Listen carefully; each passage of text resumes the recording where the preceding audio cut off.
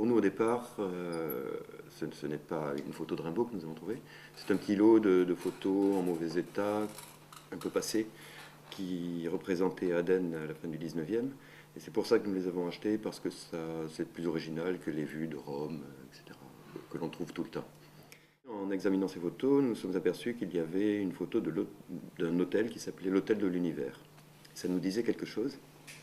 Et évidemment, on a tout de suite trouvé que c'était l'hôtel qui était un peu la base de Rimbaud à Aden. Et il se trouvait que nos photos dataient de la période où Rimbaud était là. Donc là, on s'est dit, il faut commencer à chercher.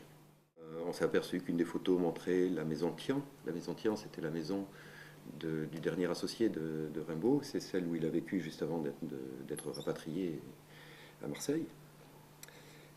Et puis dans le lot, il y avait une toute petite photo de format carte postale, pas très belle, qui aurait dû normalement finir à la poubelle, mais qui montrait 7 personnages. En étudiant l'architecture, les petits détails, la forme des fauteuils, les cannelures, etc., et on tombait à chaque fois sur ce visage qui finissait par nous accrocher, quoi, qui était bizarre.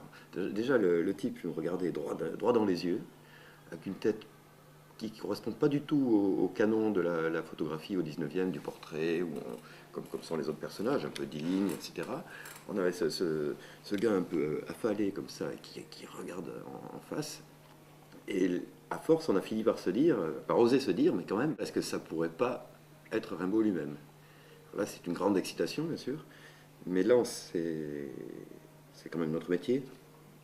Donc on s'est extrêmement méfié du fantasme, de l'autoconviction, etc. Donc on a commencé à travailler sur des détails très concrets, surtout pas sur une histoire de ressemblance générale, etc.